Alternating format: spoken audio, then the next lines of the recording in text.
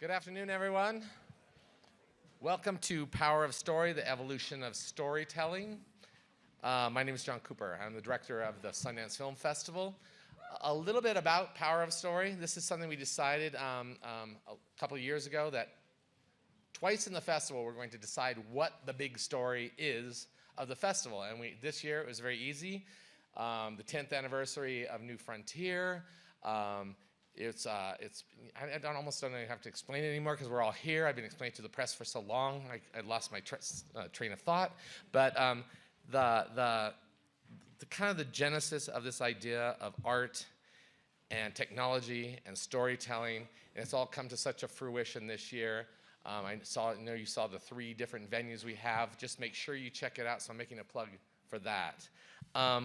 If you just would humor me. I have 4 little thank yous to do. One is to John Nine, who puts together our panels, wherever he is. Thank you.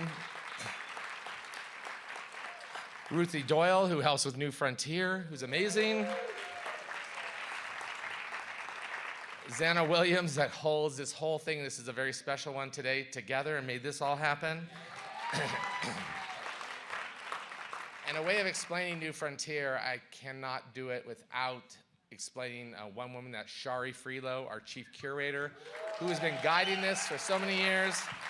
And this is one of our exciting moments. So there's a little disclaimer here. We have a special treat for you after this panel, a virtual reality synchronized experience. It's the first time anything like this has been done on this scale. We need your help to pull it off. We are going to ask you to remain in your seat after the panel ends and listen to directions from our incredible theater team.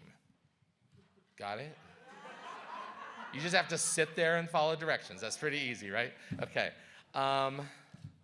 That's it for me. We decided, well, they decided, because I'm not that bright, that on this panel there's going to be a whole different, if it's going to be about new storytelling, why don't we do a whole different kind of experiential panel? And that is it. And I'm going to just fade away and leave it to them.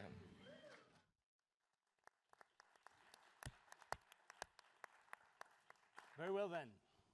Check, check, check. Aha. Well, we're here in the Temple of Cinema together this afternoon to celebrate the sacred force that is film by thinking as far past film as we possibly can. So what's after film? Actually, no, what's after film? Because we think we know some of what's after film. It's VR, it's AR, it's geolocated gaming, it's hypnotism, it's seances, it's trust falls, all of that. So we know that.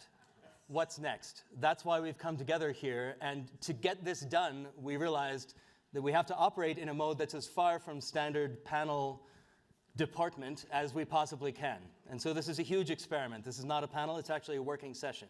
And our intent is collectively to reach out and grab a fistful of future narrative and pull it toward us and look at it and talk to it and taste it and release it and let it snap back. And it'll be gone then until we get to it by rolling time forward, but we'll have the memory of it perhaps to guide us as we continue to invent new forms.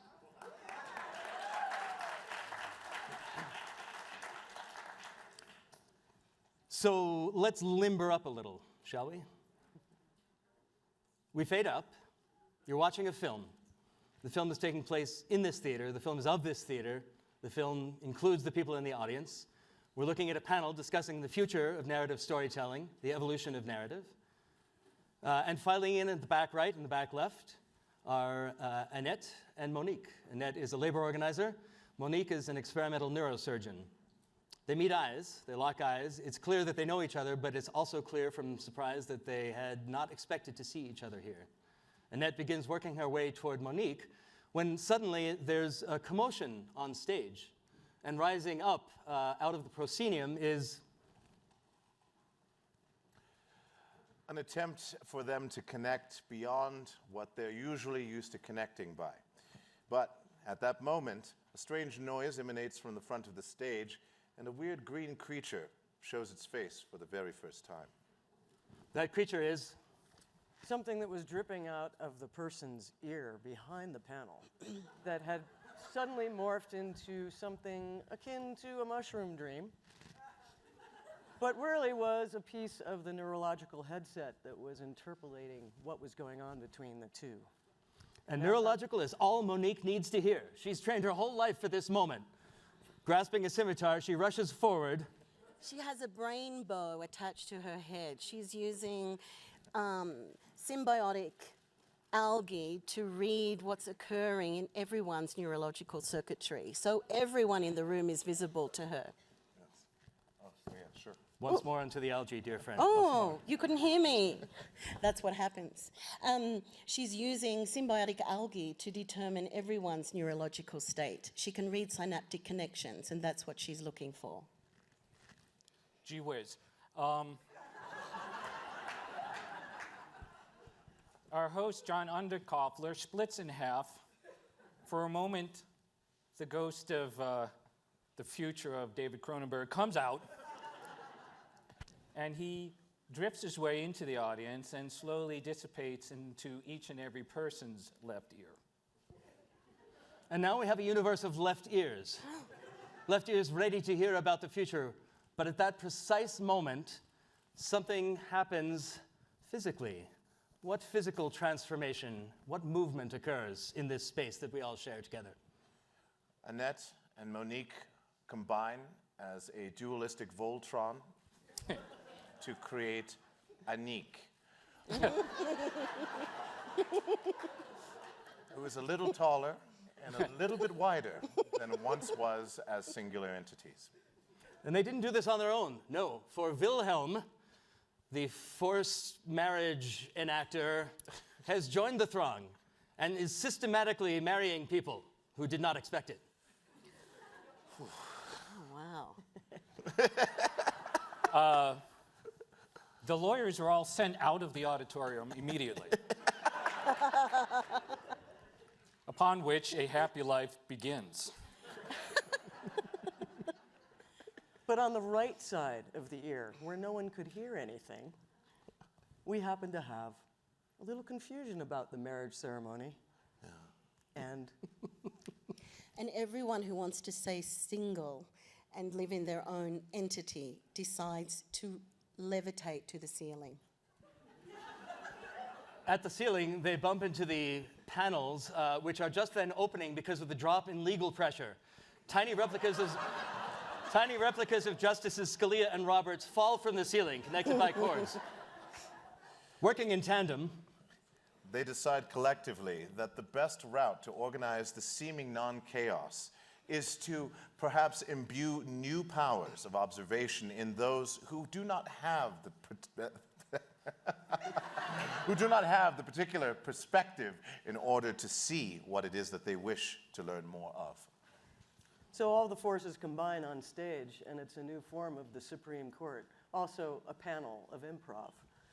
Oh. we pull back to reveal that little Billy has been controlling all of this in a tiny diorama.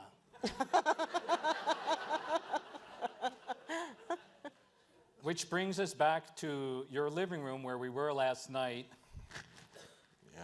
Where you wake up realizing You're late for the panel and you have to get there quickly because you have to do an improv, which John has decided upon. Which brings us by a commodious vicus of recirculation back to Sundance.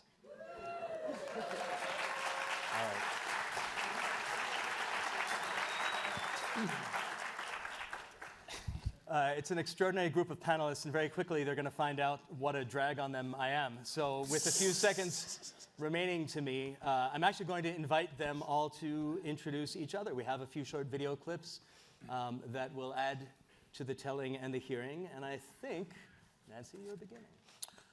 So, John Gaeta is the creative director for new media and experiences at Lucasfilm Limited and ILM X Lab.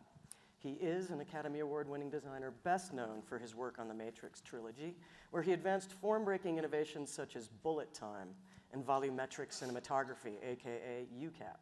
He is focused on creative development and innovation for Star Wars and other premium universes, platforms, and partners. John? Just indie films only. Do we have the clip? Clear.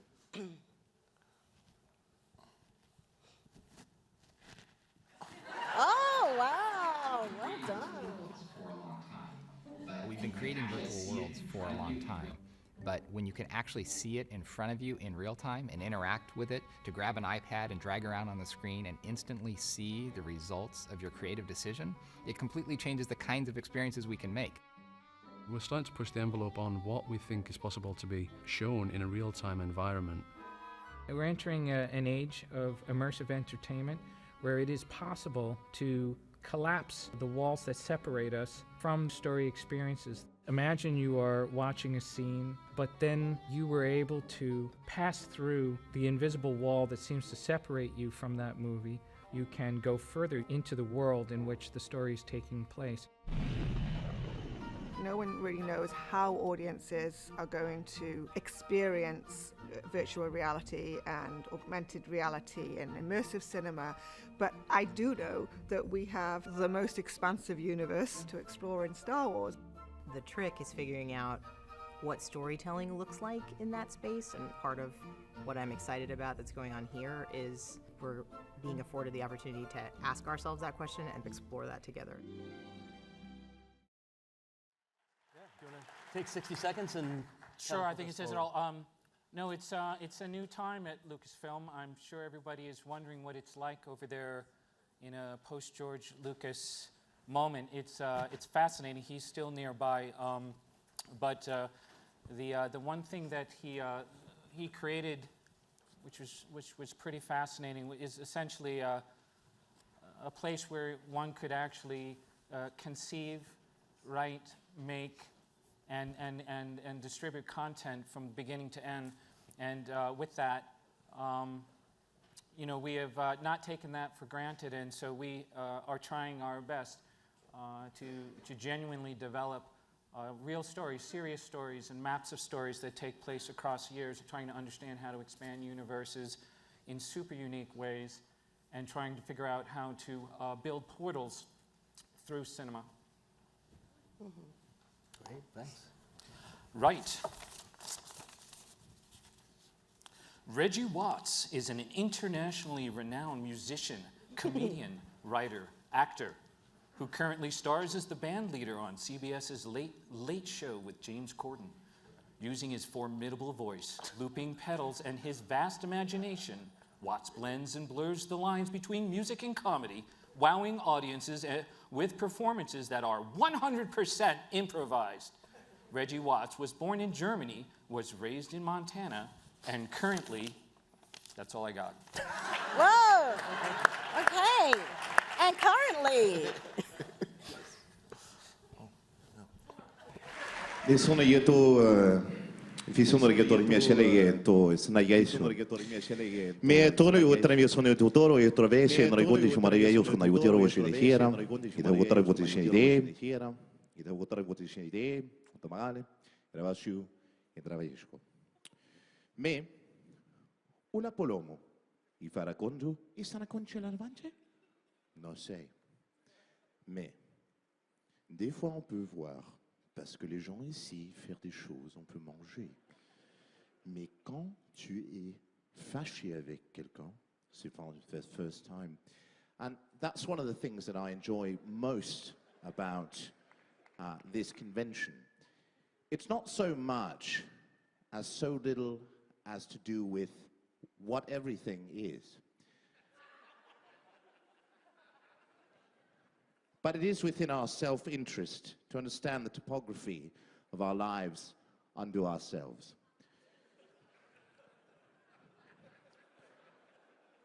The future states that there is no time other than the collapsation of that sensation of the mirror of the memories in which we are living. Common knowledge, but important nonetheless. As we face fear in these times, and fear is all around us, we also have anti-fear.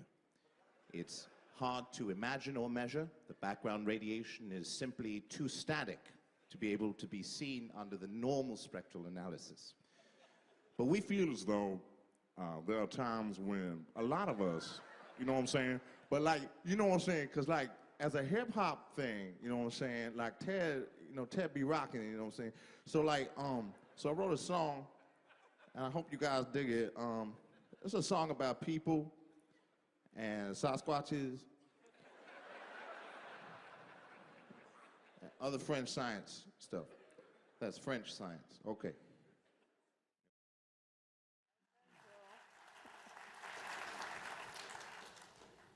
Continuing on in the tradition, Reggie Watts is, yeah, I've been recently involved in VR, and what you saw there, I'm trying to make that a part of a VR experience or even an AR experience in the future. And VR is a very exciting medium for me because it has no constraints at all and is only limited by nothing. So the technology itself does have limitations, but the imaginative properties and the fact that there is no industry or standard surrounding it creates unlimited possibility. And so that's exciting to me as a creative, whatever that thing is. Onward. That's it? Oh, yes, onward.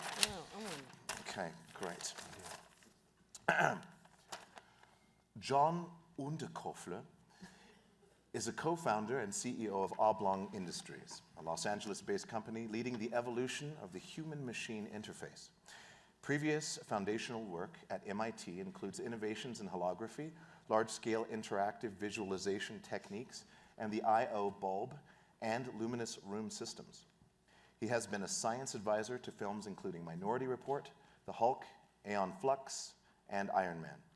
Unterkoffler serves on the boards of the Sequoia School and the E14 Fund, as well as the National Advisory Council of Cranbrook Academy. Let's get this out of the way.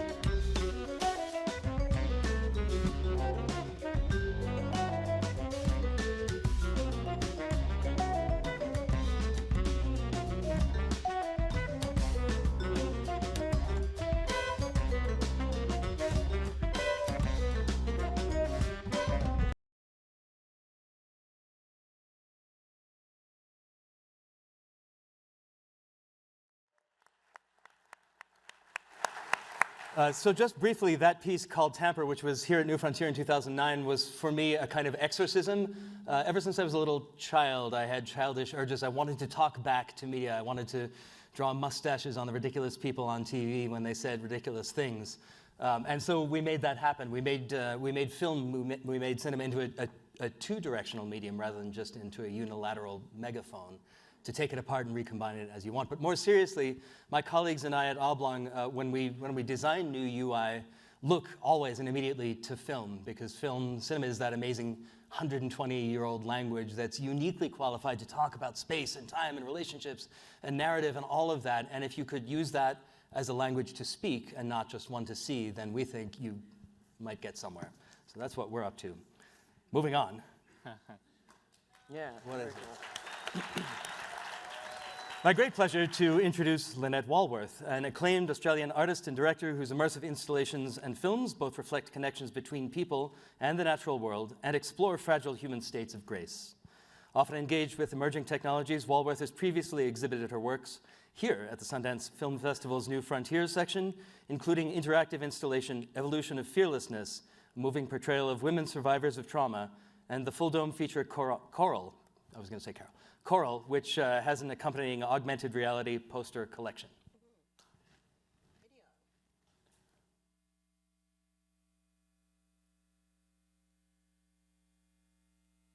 Can you hear me? Whoa. Speak into my chest.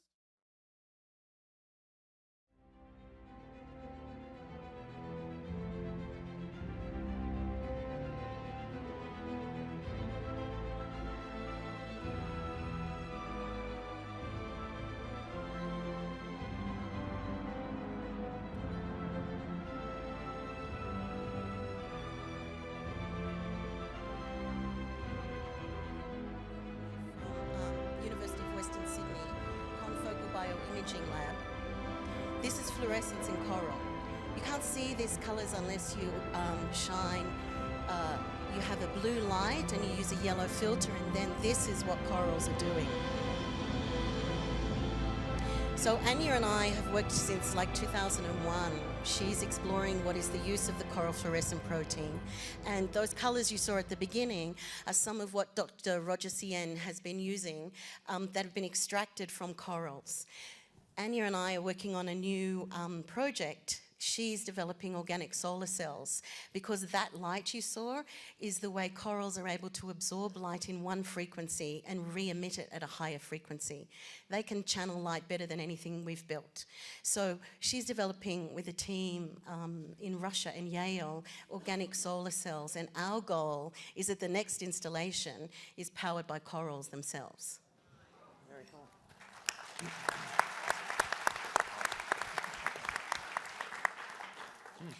And that brings me to Nancy Bennett. Nancy lives at the nexus of groundbreaking technologies and lucid cinematic storytelling. Throughout her career, she's pioneered the application of new technologies to film, TV, music, and advertising.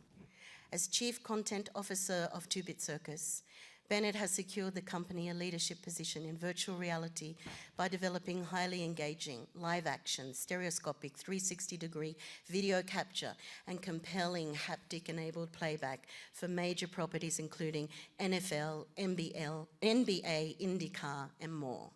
Nancy. Thanks. I'll show you a little clip, and Reggie, if you feel inspired to give it a little beatbox accompaniment, I'm all Oh, yeah, for it. sure, of course.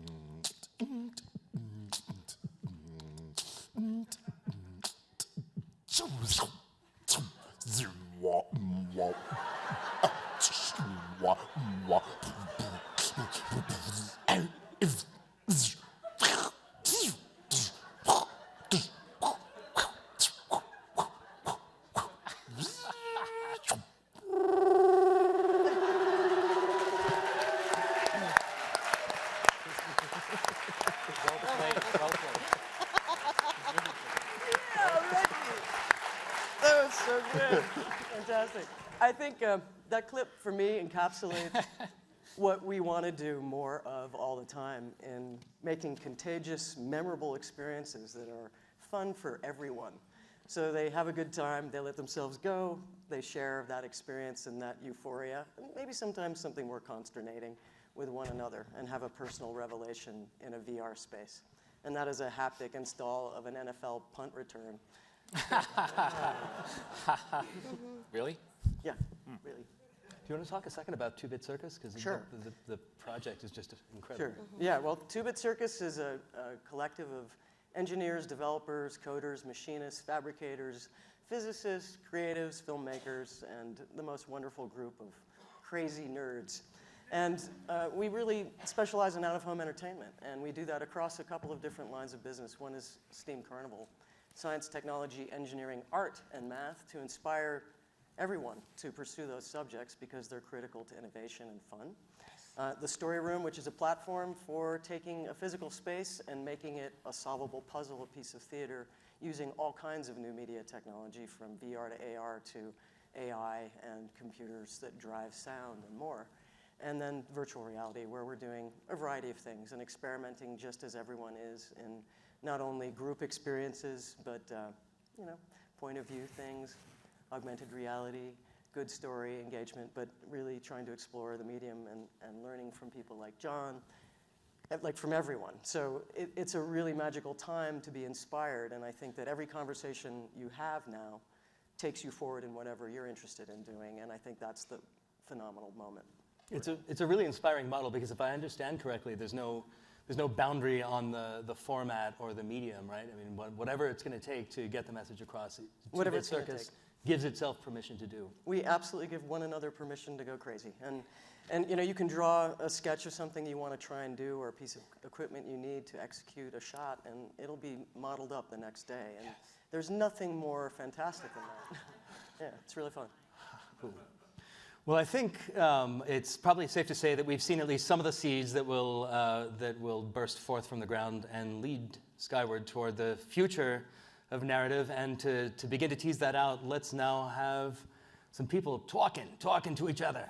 And to begin that, we're going to have Reggie Watts interviewing Lynette Walworth. Oh, all right. Ah, hello. Hello. Hi, Lynette. Nice to meet you. It's wonderful to meet you. Malam Bimbi. It's interesting because the idea of learning from nature, biomimicry, or being inspired from it. Do you think that technology needs to move towards the organic? It seems kind of alienated from it. And there is some cross-pollination, but what is your... Yeah, I really do. I do, because look at that.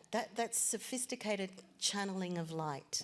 And we are spending a whole lot of time working out how to absorb light and, you know, generate energy. And there are systems here that have been doing that for longer, much longer than us. And that, I don't know, I feel like that would be the perfect installation for me, if I could combine that knowledge that exists in that system to the technology that we want to use to experience it. Right. Yeah, because it's to me, the thing that I have a few friends that are, I guess they would describe themselves as Luddites. They're afraid of technology. I always tell them that it's important to move towards the bleeding edge, or whatever you want to call it, of technology to help guide it. Yeah. And I think what you're talking about, using organics as a way of kind of responding technologically and allowing that to be the teacher, is, I think I don't know, what do you see, how do you see technology in the future with that as an inspiration? Well, I think technology, it changes us as we develop it. And that's like that evolutionary process is exactly what you can see in those very sophisticated biological systems, that they change and adapt. And we are changing and adapting to the technology we're building. So that, you know, we could learn from that. It will change us, it will speed us up, and we can observe those new synaptic connections using exactly that biomedical technique of using coral fluorescence to see where connections are happening in the brain. We can teach ourselves by observing nature. Yeah, it's interesting because, as you know, it's easy to think of ourselves as not part of nature, whereas if you zoom away from the planet, you see it as an organism. We're very much a part of everything. And so I think that kind of thinking, what you're talking about, is very important in guiding how responsible we are with the technology that we develop. There's a lot of destruction involved in technology, as well as creation, but it seems like what you're talking about is kind of an important element that needs to be a basic instinct that it's instilled in people who are involved in sciences or engineering and things of that nature. Yeah, I mean, for me, we're all part of the same larger system. All of us are. It's ridiculous to see ourselves as separate from it. We can't exist without those other systems that operate. And so they are evolving, we are evolving. Why not observe those evolutions between us and use technology to comprehend those other biological systems better? That's what I think is fascinating. Yeah, do you think solar panels will become more organic over time and more efficient? Oh yeah, I just saw this beautiful leaf design that someone had done that was able to, it was like, you would wear it, it would look spectacular, but it's absorbing and re-emitting, and it's like you could be covered in leaves. I just think we're crazy to think that we know this stuff better than systems that have been evolving over eons. Yeah. And with technology, we can think it's separate. It's not separate. Often it's just mimicking something that another system has already learnt to do. We're kind of often slower than we think. Yes. Maybe that's a good out. That's a good out, yeah. Yeah, all right. Often. Oh, yes. From one end to the other. Oh, okay. All right. John. So I'm like interested in where things begin and where you began to have this interest in creating spaces that weren't that, you know, you had to imagine, completely imaginative spaces. Can you remember a time when you first started thinking that way? Well, okay, that's sort of a combination of a lot of different things. I think, I bet you everybody could answer this question in a different way. So, you know, it's a combination of people that you meet and experiences that you have and certain things that you didn't expect. One thing that I didn't expect was that music that was changing at the time changed the way I was starting to imagine things in my head. And so I didn't, you know, I don't know, I'm not sure I would say it was a move, it was a shift from like you know, thinking about more concrete things to more abstract things, but without a doubt, like rhythm and flow and just sort of like being introduced to different types of soundscapes actually started to elicit different kinds of things that for me were even, you know, were not necessarily story-based, that were again more lucid.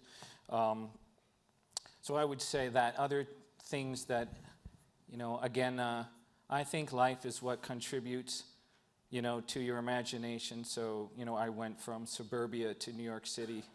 New York City was, for me, a place of like limitlessness behind closed doors and on the street as well. So you could walk through a door and almost anything could be on the other side of the door. It really was like that. It is like that. It's still like that. So it's really real life is stranger than fiction. It's true, and it gets even more true depending on where you are sometimes.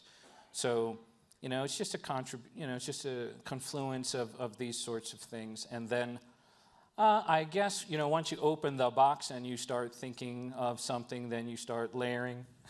You start layering and then more influences come in. So I was inspired by people from very early in my career who thought differently about media.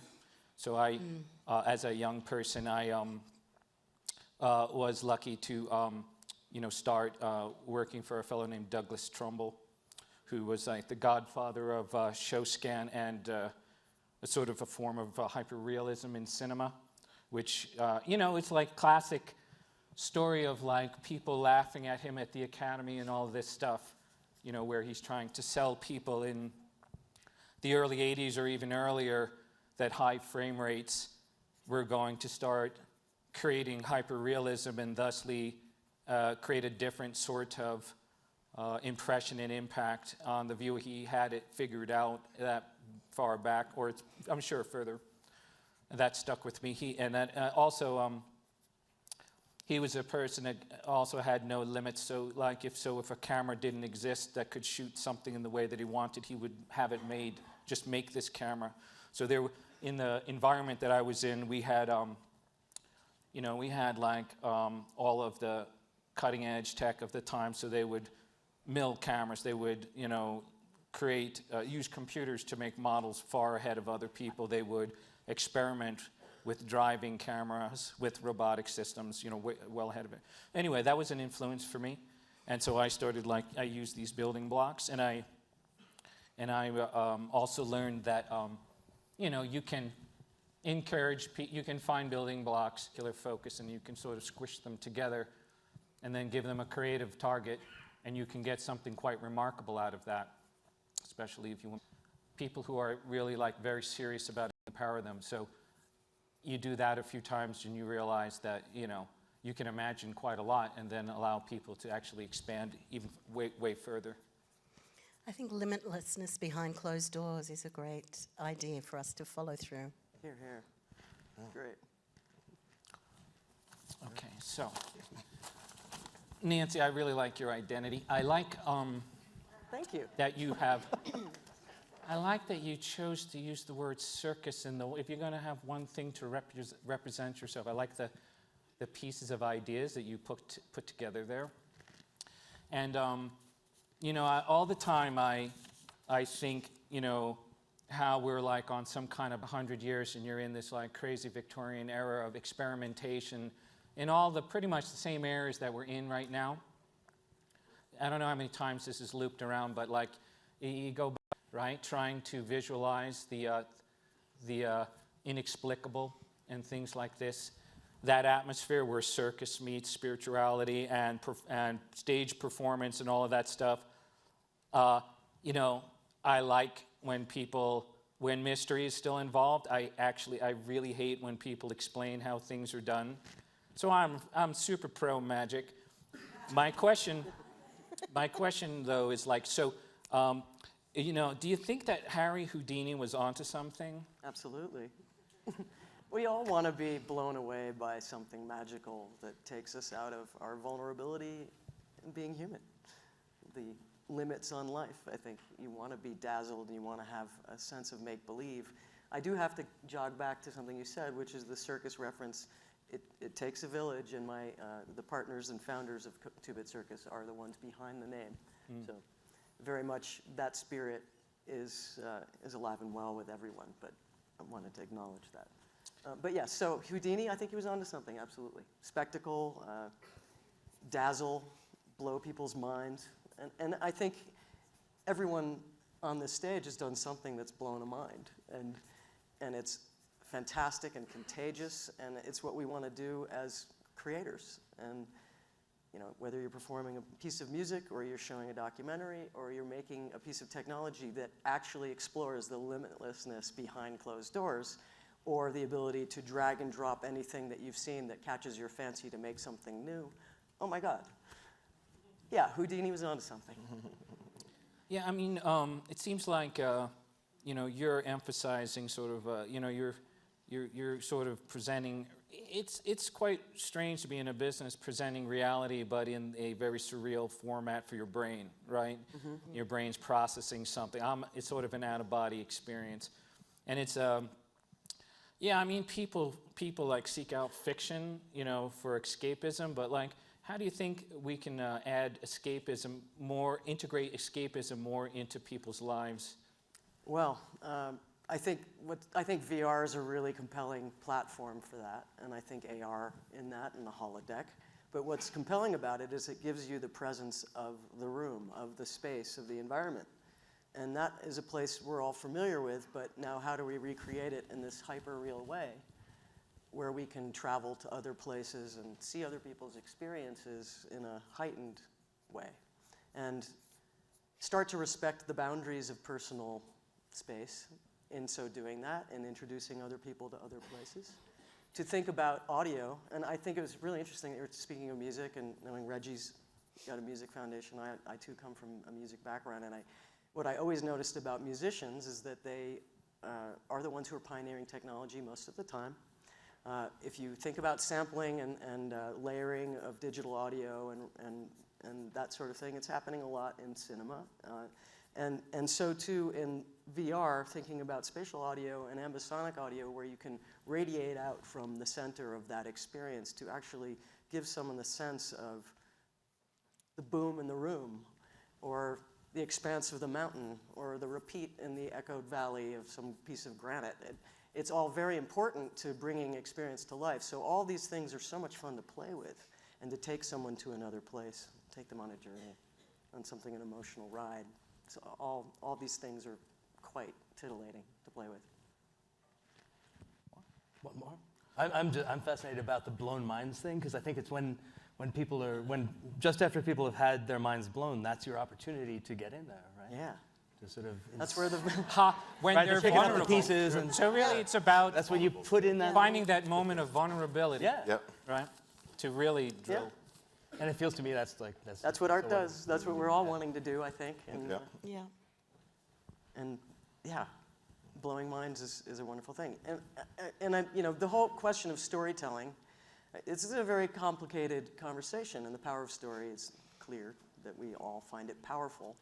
But what, in the evolution of these new media and the convergence of these all pieces of these new media, we're in the very, very, very nascent stages of that. And I think the mind blow is that node in the timeline.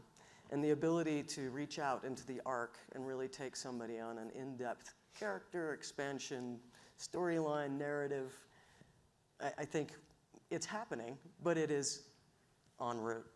we're very much in the early stages, so I think the mind blow is an important moment in this new forum. I'm seeing Al Pacino with a big mountain of mind blow. All right. Oh yeah. And a gold revolver. Yeah. And a gold revolver. Reggie, I want to talk to you about sound because we were talking about it before, and one thing that always interests me is how musicians see sound and where you put it spatially. Do you think about that when you're sampling yourself and layering a rhythmic, cool bit of melody going into a track that you're improvising? How do you respond to that in your own mind? Where do you go? What do you think about? It's strange because I'm kind of I always look for the most minimally convincing element when creating something sonically. So a lot of times, most of the years that I've done my solo thing, I've used a Line 6 DL4, which is just a mono machine that does very basic, what I call linear looping, so you can add to it, you can't take away, and you can't save anything. So it's very much in the moment kind of an instrument. And it has delay as well, so you can play with one type of an effect. And so because it's mono, it doesn't have any stereo presence whatsoever. So I'm trying to modulate to the room to be able to do what I like to call compressing the room. So compress the room with an idea sonically, and then respond to that.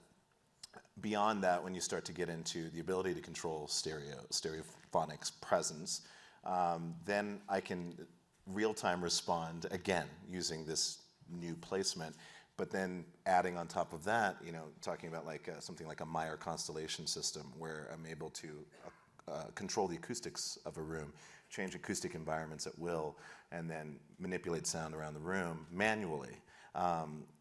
Those are amazing because the psychoacoustic effect of the intention of the idea that I'm trying to bring across is so incredibly powerful. But I don't lean on that because I have to reduce it back to that monophonic, just two crappy speakers in a room. Can that idea still fill? It's important for that to be effective.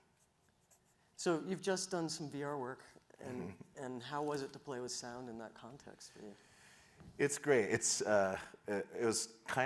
not the most hi-fi thing because the way we recorded it was very, all the music that you heard in the music video portion of this VR piece that I made called Waves with Weaver, Benjamin Dickinson directing, was just me on the microphone doing my thing, and we kind of half-assedly recorded the sound, so it was very, when I hear it back, I'm like, oh, I wish, but it's okay because that's what VR is. It's you just take a chance. You do the most important thing I will say about that and not having that result was that I got to perform freely. There was no limitation. I didn't have to be in a specific area in space. I performed like I wanted to perform, and even though the result wasn't as hi-fi as I wanted, the performance is still compelling enough that is always the most important thing. The concept. And the connection, the emotive connection to the person, even if the resolution is low, trumps any of the technology. So as an artist, the stuff that you've just done, like the most emergent moments, how's it changed you going forward as an artist, and where do you take it next? I'm really excited because now with sound, I mean, the next iteration that we're going to do, a project called Particles, we're going to really focus on sound. I mean, and quiet subtlety, because that's the great thing about VR. VR doesn't have to be bombastic. It's actually the opposite. To connect with people, subtlety is king.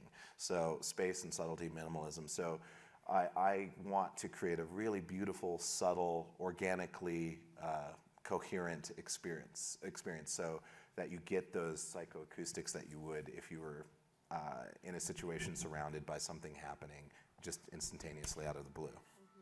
It's great. Like that. All right. It's great, yeah. And that's our cue, ladies and gentlemen. All right, now you know these fantastic people. You know a little bit of what they're capable of. Watch your step. It's time to get down to it. So let's start easy. I'm just curious. I always keep a small list of these things in my mind. What are those pieces that you have not yourselves made, that you've seen over the last year that sort of point toward this future of narrative, or that have some kind of amazing quality that sort of transcends whatever the medium is? Anyone? What he's doing. I mean, the Limitless behind the doors is absolutely mind-blowing. And it's such a cool synthesis of everything that you've been driving your entire career and kind of blowing our minds with. And added music to that, and Bob's your uncle. yeah, it's pretty cool. As they say. It's your expression. Yeah. It's not recent, but the works of Olafur Eliasson, those installations that give you a sense of sun and space and physicality and actually change what you think light is doing, but they're communal. So like a big communal experience where everyone is having this sensation that all of the light has been absorbed by everyone in the space, and everyone appears grey, and it's only an effect of the light that he's using in a large installation environment. That for me, it's like how we get these experiences to be communal using this technology. That's what I'm interested in. Yeah, I recently saw a VR experience called Irrational Exuberance, and I really, really loved that experience. It's kind of claustrophobic. It's explorative, and it's based on discovery. It feels like a game, but it's not a game. It's just kind of accessing pure discovery and exploration. And I think that there's something compelling about that, because when I finish a run of that particular sim, I always want to go back in. And I think that that's kind of a hard thing to achieve with all this gear that you're wearing to like erase it and just turn into pure explorative mode is amazing. Yeah. Any old-fashioned media that still have a kind of transcendent quality? Gee whiz, I mean, like, there's a lot. It's hard to, I mean, it's happening in all sorts of ways. So for me, it's difficult to put my finger on that. I mean,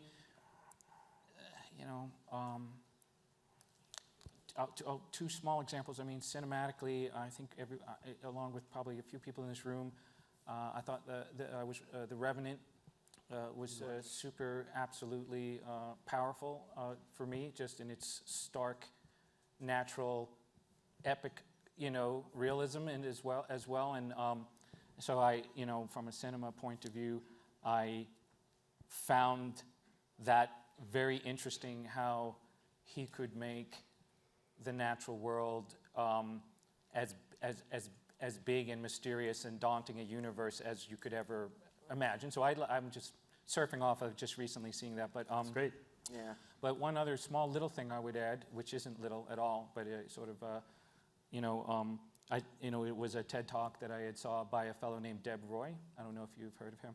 He was sort of like a PhD at MIT, and he studied words, and sort of when the sort of how words begin, when they become relevant to people, how they change everything about the evolution of words. And so he did this, to be quick, he did this very interesting study, which you can see at this TED Talk, in which he wired his entire house up with sensors of all sorts, and which people had not done. This was like 7 or 8 years ago at the time. And he basically mapped 2 years of his life with his wife while they were having a baby, and then they had a child, and then they sort of were just continuing to map their life in all this different way, and until the point at which their child comprehended the concept of a word. But what he had actually had done was he had documented the sort of behavioral flow of their life, which he had transformed into a form of conceptual infographics that was like stunning and startling to everybody, because he had just basically demonstrated where and how they lived their life in this sort of amazing short form, which I think unbottled, something in Silicon Valley, right, which is both insanely powerful and insanely scary, but to understand the behavior of ourselves will probably be a very big factor in content talking back to us in the future. Yeah, it's research as art, really, and you can slice Deborah's work in lots of ways, but one of the amazing things is that you watch this tiny mind wiring itself up. You watch it acquiring language, you watch it understanding the world around it. And I have to think it's going to be considerably more embarrassing for the kid when he's 17 and brings his first date home than just showing the baby pictures. That is if we don't have an electromagnetic pulse experience that wipes out the whole data archive. Bring on the EMP. Oh, that's a good use. Yeah. Start over. I can't help but think about that kind of stuff. Like I think about DNA as an archival Yeah, and a good one, opportunity. yeah. Certainly looking at algorithms and AI and the things that Kevin Slevin might have been able to share with us as well, and how that's going to morph everything we do. Yeah, I always feel like we need to look sort of forward and backward and find those experiences that border on the kind of religious or holy. The last one for me was seeing the remounting of Philip Glass's Einstein on the Beach. You know, it's 5 hours long, and we're not wired any longer to sit for 5 hours, but you do, and you feel like, oh, I should be bored, but you're not. I mean, it's just sort of transfixing, and it's so absolutely simple what's happening on stage. But there it is, you know, and it's an uncategorizable experience, which is one of the things I'm really interested in. It borders on non-representational, and just personally, that's one of the threads that I'm very interested in pursuing, because right now, I think maybe VR is being held back a little bit in the same way that Henry Jenkins said nothing has retarded the progress of video games so much as the drive to photorealism, as the VR drive to kind of representationalism. So where are the purely abstract VR experiences? So that's something to think about. Well, let's mix it up. Let's start figuring out what it is we want to build. We've got bricks. Let's start figuring out characteristics. Let's talk about some axes. We can start with film. What does film do? Film brings a lot of people together in one room to have an experience at the same time. Where else do we go on that axis? Well, shared environments. Yeah, shared environments. I mean, the VR is interesting because it's very isolation. It creates isolation, but once there are devices to be able to monitor what's happening on the outside, we can unify all the isolation points and then synchronize into a unified experience, which I think that's very exciting. And that's not held to any geographical location at all, which is very exciting. Yeah, well, Nancy, you're doing the synchronizing experiences. My team, Aaron Toman specifically, our lead engineer, has written a synchronizing program that does a great job of that, and that's just a baby step to get the social experience. But seeing your film done with 86 people in VR was a spectacular experience. It's really emotional, and everybody got to talk about what they saw together, which I think is very important. Yeah, because VR makes everything personal, but people still want to share what they've been through. Just isolation is the problem. Personal inside the work is wonderful. Knowing that when you come outside of the work, there's a community for you to share what you just experienced with makes a more layered experience. Yeah, I think that the isolation of technology currently, it's just a small phase. I think it's a phase, like all the social media and these things, even though we're sharing experiences, we're still kind of reducing life to a very, very small fragment of what it means empathically to be amongst people. So I think these types of technologies, I think the goal is to create shared experience, especially synchronized shared experience over vast distances is really intriguing to kind of hopefully furthering human curiosity and turning away from unnecessary things like violence and greed. Agreed. So I'm not exactly sure. I think that when you have the advantage of looking backwards in time, you laugh at a lot of things that you see in the past that you pass through. The funny moments where culture is constantly enamored by some other kind of medium that's sort of going to change or revolutionize us, like TV was once and things like this. So I think that the thing about whether you want to call it AR or VR or what have you, what is going to happen, I think, is that human nature is going to take over, and it will generally be rejected as a toxic for a little bit because it's so unhuman, right? What's rejected? What's that? Which thing gets rejected? Boxy technology strapped to your head. Yes. Right? Like the most unhuman, unnatural, unintuitive thing that we do. Immersion is phenomenal, and we would like that. We'd like to all be in that. But, okay, here we are. We're like a friends group of 5, right? Usually we're in friends groups of 2, 3, 4, 5. If you're in a friends group of 3, the 2 gang up on the 1, and back and forth that goes. You're with 2. You have a personal relationship. You're alone. You're inside your head, and you're thinking all the time. Right? You have 5, you're with your family somewhere, and dealing with that dynamic, right? So complex. And so yeah, if you don't get back to the social structure, now the thing about cinema, which is phenomenal and still powerful and never going to end, is that it's like a perfect sculpture that we all get to enjoy together. We're quiet, we're passive, right? Well, it's actually probably one of the strongest, if not the strongest, forms of immersion, because we're being quiet, right? And we're like receiving it one directionally, often very powerful emotional, art and other things. And so there's something about that transfixed attention that embeds things in your memory for a very, very long time, right? Of course, also very emotional. So what I wonder about is that, once we start moving towards social VR, what does that mean? What exactly starts happening at that point? I think you'll have strong memory retention because you'll have confusion about whether what you're seeing is real or not, or you'll have, you'll come back and it'll appear semi-real, right, in your dreams or whatnot. So without a doubt, all of this, clunky technology has got to shrink itself back to something completely ubiquitous, right, and unintrusive and more human. And once that happens, I think people will feel better about relating to it as, and being themselves and comfortable in the medium. And I think by far that variations of mixed reality will be very, very conducive to allowing us to still be ourselves and have this media.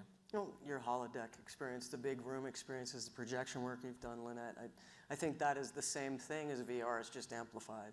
I mean, subtleties, of course, but it's immersive, it's spatial, it has all that cool tech in it. So I think that that's another way to think of this emergent moment of mixed media, that it is something that can be projected in a full dome or half dome and be very powerful. I think memory retention in VR is really interesting because I do think it operates differently, differently to film. Because it feels like an experience wherever that's being laid down. Neurologically is not the same as in cinema. It's much more easy to forget. And you experience it when you edit, right? Because when you edit in film, you get a sense this works and you watch it again. This works, you watch it again. This works. In VR, it's a completely different sensation. This works, I watch it again. Oh my God, that doesn't feel as good. Then you have to change it, because whatever it's doing in terms of memory retention is not as powerful as cinema. That's interesting. I always think of technology as a temporary solution for something we can already do. So in many ways, this ability to manipulate ideas externally, essentially, or to project ideas or to infect ideas into others and have a shared experience, it's like we're erasing the technology. The analogy that I like to use is once I visited a stereo shop, this guy was closing up and he's like, "Hey man, you want to get your mind fried?" I was like, "Sure, whatever." And he closed the door. He had 3 friends with him. We went in the back room. I took 1 hit of a substance called marijuana, and we went into the showroom, and he explained all of this really high-tech gear and said what he's running sound through. $100,000 stereo system. He puts on a Bill Evans trio record, puts the record on and lowers the lights. We close our eyes, and I just immediately started crying because it felt like they were there in the room. And then I realized, the amount of money that goes and the resources that go into creating this technology is to erase the technology. When you erase the technology, then you're directly there at the experience. So to me, it's always about erasing technology and just engaging the natural human empathy or connection. Which can happen by any of a variety of different channels, which people, when we're fixated on technology, it seems like, well, the old stuff is now incapable, right? We need 3D because 2D's tapped out. Of course it's not. I was recently speaking at a VR conference on a panel not dissimilar to this one, and I was very proud because a guy in the audience during the Q&A session actually wanted to fight me. He stood up and he was very angry. I was the VR anti-apologist. And he said, "You're not doing enough to protect the children. These are frightening experiences." And I said, "I'm not telling the children to do VR, but what are you talking about?"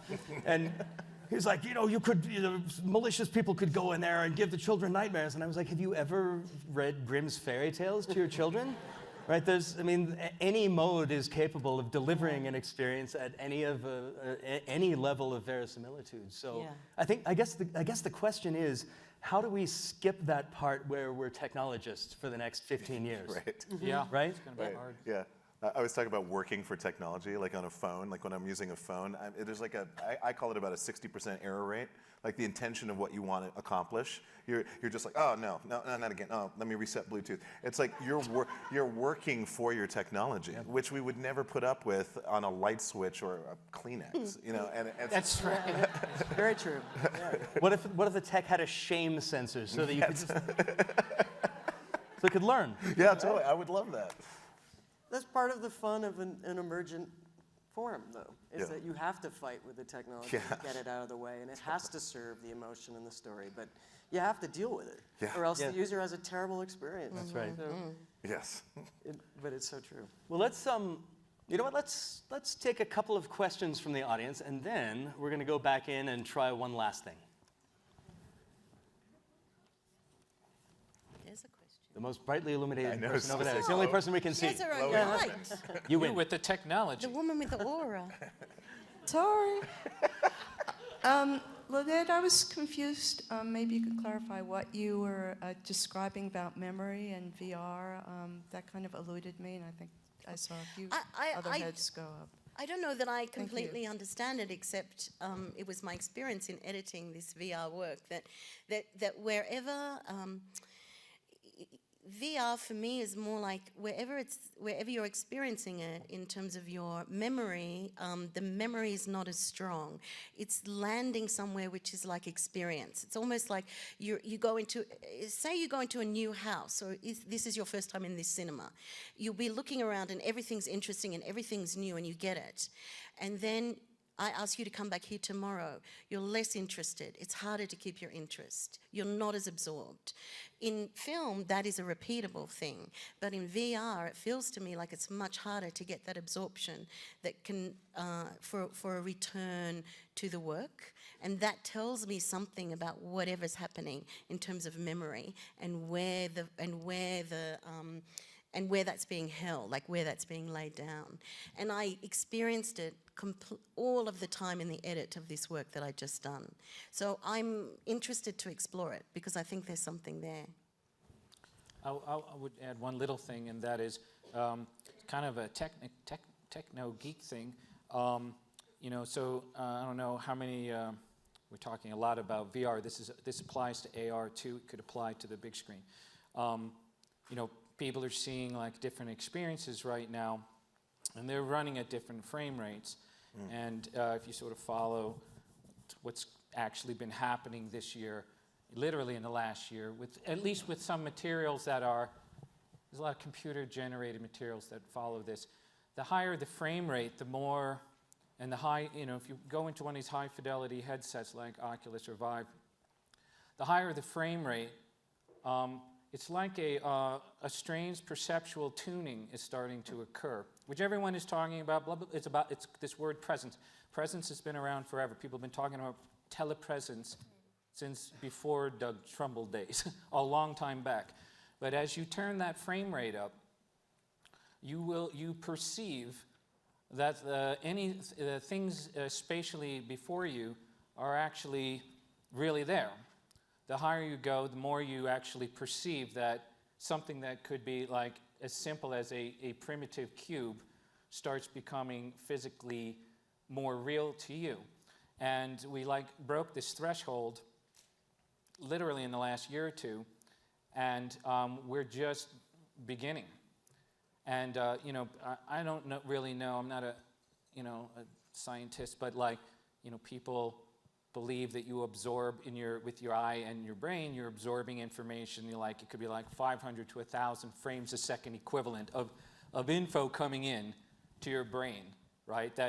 And along with the ability to focus, you believe everything that you're seeing in front of you. You know, I focus on you, and I pretty much believe at my super high frame rate vision that you are there. So we're at the very beginning, but I do think that in a short few decades, we'll be like clocking up our art to these rates where you believe what you see. Nancy, are you here? I think so. Good. Then let's take another question. Who wants to push this august panel? And what direction would you like to push us? Oh, you got it. There's someone there. Are you there? There's that man, there's the person back there. That man. My question is, this is not on. We can repeat for you. Hello. Oh, yeah, there we go. Okay. My question is, have you had any interesting failures or ideas that you had to abandon because they were taking you somewhere you didn't want to go? And what did that reveal for you? What did that push you to next? Lifelong. Never-ending fail. Never-ending. That's where you learn the most, and each one begets the next thing that you go after, and you always take away something that prevents you from making a similar mistake. And I would imagine that's true for everyone here. No matter what your discipline and passion is, and bring on the mistakes, as long as it's not a deadline with somebody who's like a big brand who has a big presentation. I mean, it's a unique time in human history where you can recover quickly from mistakes, right? If you think back 500 years and you're apprenticed to a wheelwright or something, and you decide to give that up after a 7-year internship, your options are probably limited, but you can, kind of pivot and go into something really, really quickly. I gave up an 8-year career as a holographer just because we couldn't get the holograms moving fast enough. We'd invented electroholography, but the data density and data rates were just untenable at the time. This is the early 90s, but there were all sorts of fascinating things to move into, and for me, the word's always permission, right? You either give yourself permission to try something new or you take it away. But that doesn't happen externally as we generally regard it. Yeah, I think failure is my number one friend. I rely on failure because it's the fuel that I use to create. And the more failure, the more chaos, the more instability, the greater the flexibility for the creative mind. Yeah, I've had some critical failures at important moments, like, English National Opera, one rehearsal out from opening and crashing all the systems. We were running 8 projectors and 2 levels of interactivity. And the director of that show came to me and said, should we just abandon all of this? And what you learn in that moment, which you have to have for working with new technology, is to hold your nerve. Like, you know what it can do, and you have to learn to trust it. You have to hold your nerve in those moments and go, there's a way around this. There will be a way around this. I just have to discover it. And that is what leads you to the thing that you wouldn't have done before. Yeah. One final question? Oh, someone else. We can't adjudicate. What about way in the back? Some back. Yeah. You in the There's back someone row. waving up there. Yeah, the waver. Oh my God, I'm so excited. Okay. I have I think it's like a 3-tiered question that might apply to the whole panel here. We've got it ready Let's lay this People out. are excited about that. They better be actual questions. I've just always been really interested in virtual reality and how we make that the most effective story, and transitioning from virtual reality as video game to virtual reality as experience. And the intersectionality that could be possible with ambisonics and 3D sound and virtual reality and working those together. And now we can use that to transition from what I call video game wisdom. Like playing video games, you play it and then you die, and then you back to where you were, and you don't do that same thing again. How can we avoid those mistakes in a virtual reality setting as video game using both of those mediums? Do you guys have any things about Is that the first of 3, or was that it? That was me trying to take 3 and make it 1. Subpoint A. I'm not sure what you just asked, but what I No, I'm not sure. what I did like about what you said was that, what again, the upcoming generation is used to this idea of respawning and being somewhat immortal. And they're having all these sort of experiences on flat screens, planar screens, right? So they will go inside at a certain point, and they're going to start doing this sort of like live and relive, learn, live, go further. And I find that very fascinating. that it's sort of, it's like a sort of a transcending, it's a transcending idea. The more and more those experiences that those people are doing, the closer they're going to come to that feeling you might get of being immortal. That's what I got from that question. I look forward to because what you just described in video games that very much bores me when I play. I play first-person shooters on occasion, but it always disappoints me that you just play it and you die. It seems very limited and not very creative. I'm much more interested in cooperative learning or problem solving collectively. I think VR has a great opportunity for teaching people how to be a little bit more creative and cooperative in an environmental sense, because you do have that personal feeling that's kind of that leans more towards, overused word, but empathy. And I think that's an important aspect, because when I'm playing video games with people and I'm just like dying constantly because my mind's not programmed, I'm more of a cooperative person, I hate it. It seems like, okay, we've got this. What's next? I think Groundhog's Day is a really good example of living and reliving things well. Yes. That was a really good story and great writing. And the thing about all these spherical worlds is that it's up to you what kind of story you want to relive, because you can choose the direction and what it is you explore. That's why the limitless world of behind doors is so powerful, because there are all these places you can explore in this potential new platform. So yeah. Audience check. We've got 5 minutes left. Thank you.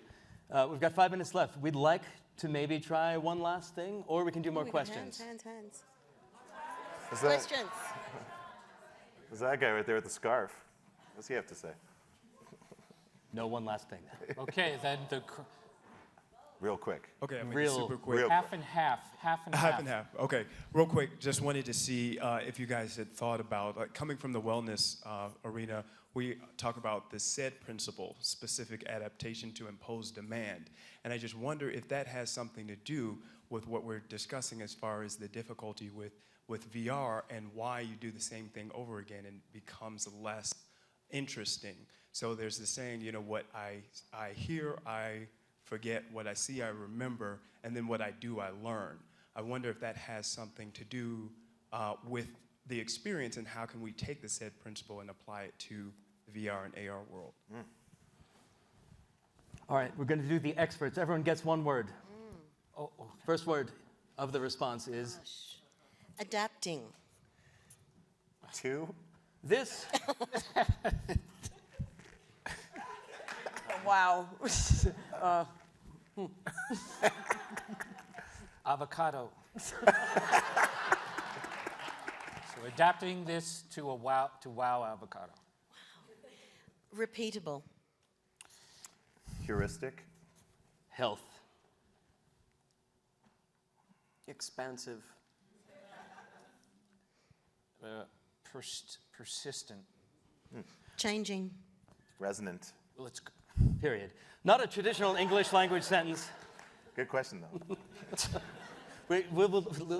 Let's talk afterwards. That Seriously, was a head full of it's good stuff. right there. Okay, we've got 3 minutes and 33 seconds left. We're going to, we have 20 minutes left. Wow, okay. Should we get... Wow. We've interchanged space and time. What time is ladies it? and gentlemen. The wrong card. What has happened to time? Oh, well, that What sucks. what are we going to talk about now? I mean, that's a lot of time to fill up. I think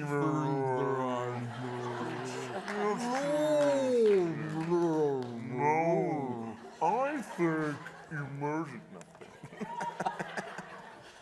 All right, so let's try to run our little exercise, and then we actually will have time for more questions. I feel like we've kind of built up a set of tools, a set of ideas, a set of ideologies, some flavor crystals, and we ought to be able to build that into a little glimpse into what this future of narrative is. And it's not just going to be VR, please, not just VR. Okay, so let's pick up where we left off. Little Billy has transmogrified since the previous evening into little Inga, because that's how we roll in the future. And let's talk about all of the different kind of media, experiential, and narrative modalities that little Inga undergoes as she undergoes her day. Because I think part of what we're hearing is that it's not going to be single mode. It's not just going to be a newspaper and a TV. There's going to be stuff that's immersive. There's going to be stuff that's fragmentary. There's going to be stuff maybe that's purely educational. There's going to be stuff that's subliminal. So what does little Inga, who let's say is 12, experience as What year is she it? goes throughout her day? pick- The year is 2167. Okay. Good one. That's a little far. The year is 20. Back it up. The year is 2040, actually. Inga peels off Oh, of her 2040. haptic suit and realizes that she is actually 6'4" and weighs 322 pounds. Does Inga sleep in her haptic suit? Yes. She does. Okay. Transforms her into a 12-year-old. Nice. All right. So she wakes up a 6'4". Well, when she takes off the haptic. Okay. Yeah, she's unable to distinguish whether she's speaking to someone's avatar that is 80 years old or 8 years old. So the idea of age is kind of diminished in a way. And is that consensual, or is that a new imposed kind of anti-ageist technology blinder? I think it's just a result of the communicative possibility and the representational possibility of the technology at the time. No age.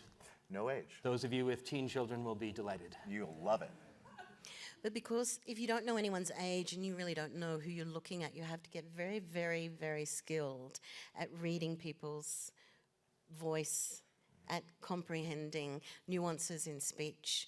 And the little that you get highly, highly clever at reading truth from fiction. Interesting. I like that. There's an aura of politeness in the universe because of the infiltration of one another in each other's space. Wow. Do I spend some Tally time- ho. I like that. Yeah, I like that too. Yeah, so because it's been at least 10 years since there's been a revolution over privacy that worked.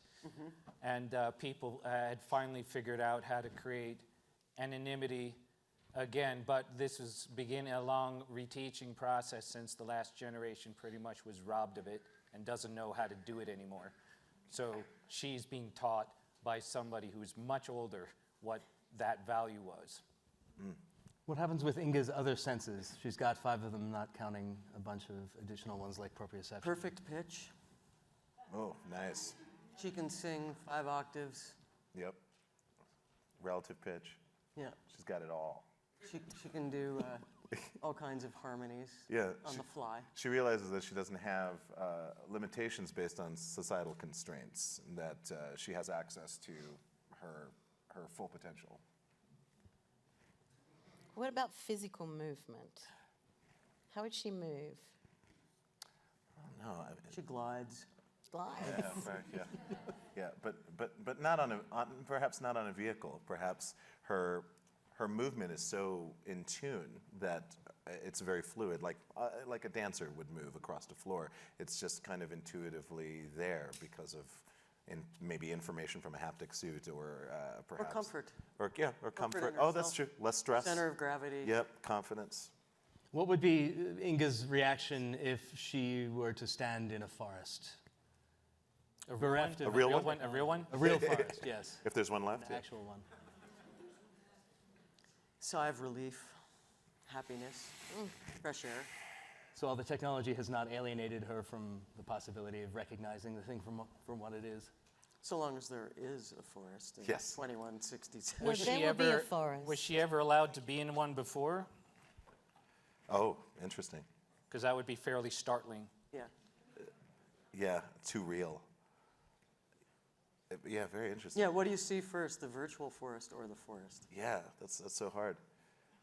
I mean, I guess, it's like it creates a new value system of reality. There's like a grade or a quality of reality, whether it goes from digital or synthesized to naturally synthesized. Well, then the value on the real organic thing in nature goes way up, which is a good thing. Which is a great thing. For climate control and... It's just like all the VR experiences would be like a 3-hour waiting line to get into the 2-by-2-foot forest, right? Yeah. Come, step right up in this forest. We've surrounded it with mirrors, so it seems to replicate infinitely. That's all we got. What about biological technology? Is there any of that in her life?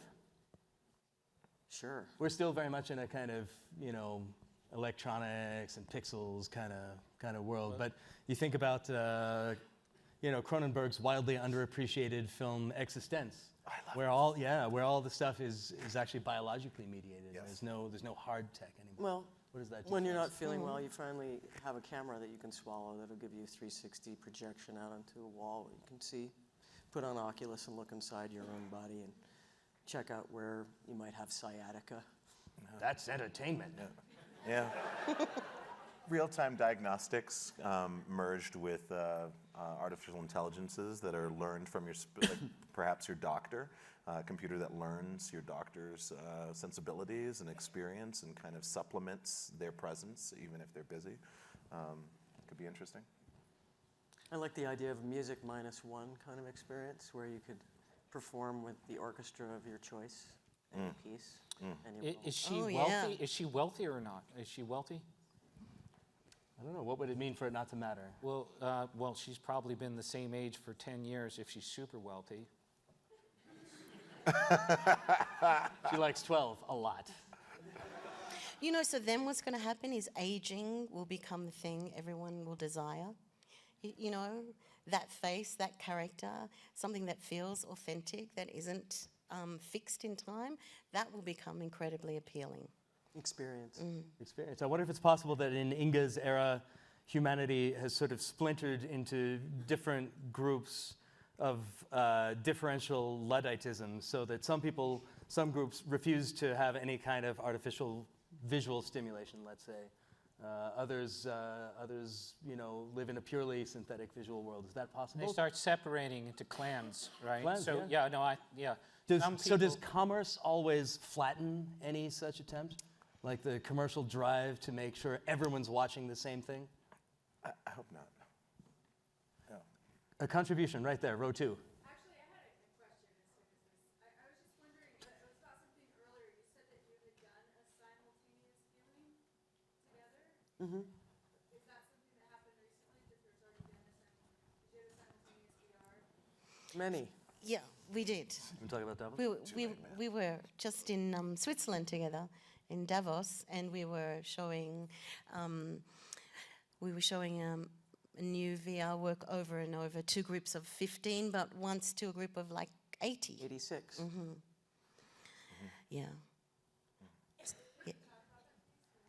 Well, so Lynette directed a documentary called Collisions, which is very beautiful, and we triggered it with a piece of technology that the Two-Bit Circus engineering team built, Aaron specifically, and Lynette can speak to it. Yeah, I mean, this work was designed for, this work really is taking you to visit a remote desert location, and it's very important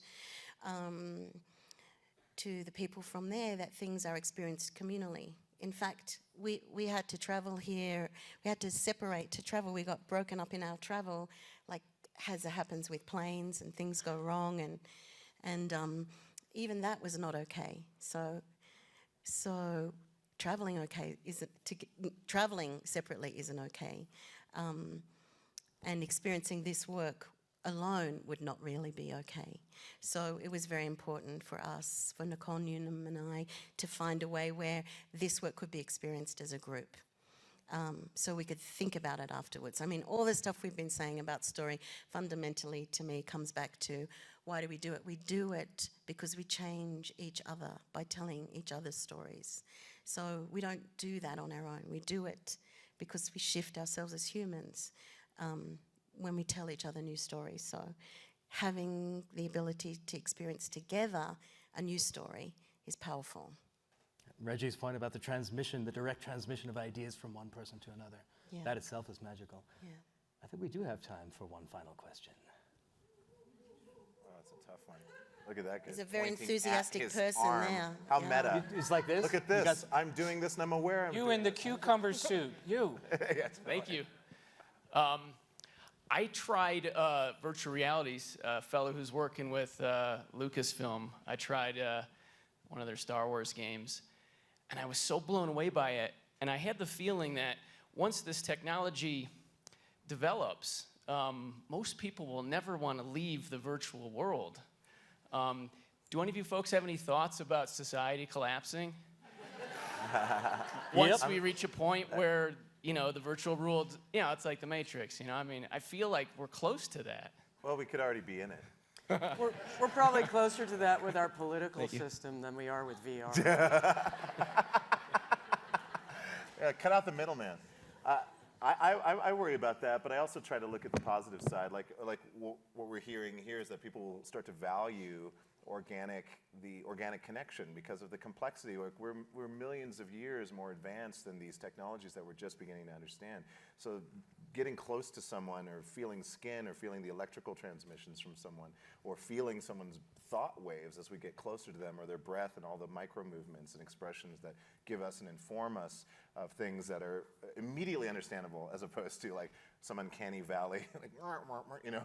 I think that I'm not really afraid of that. I really am a proponent of it actually being of service of reconnecting us again. It's like we go away to come back together again. All the fears about that over the years have proven how ultimately kind of resilient human beings are. There's an amazing short story by E.M. Forster, probably written in about 1902, called The Machine Stops. That, okay, great, literacy is alive. For one of you, it's your assignment, all of you, to go out and read it, and it asks and answers precisely the question that you just did. And it's quite beautiful, and the title kind of says it all. Well, listen, we started here a panel like a bunch of neatly stacked logs, and through the process of interaction, we burst into flame, and we've been consumed, and there's nothing left but entropy, but that entropy, I hope, is a sort of warmth and a glow that you'll take with you. But to do one last coherent thing, maybe we can all hit the same note. Sure. Either relatively or perfectly. Telepathically? Oh, come on.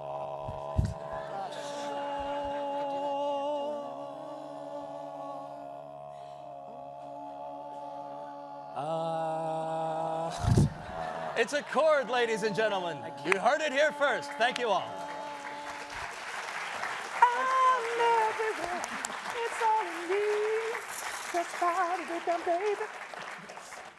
That was very necessary. Thank you.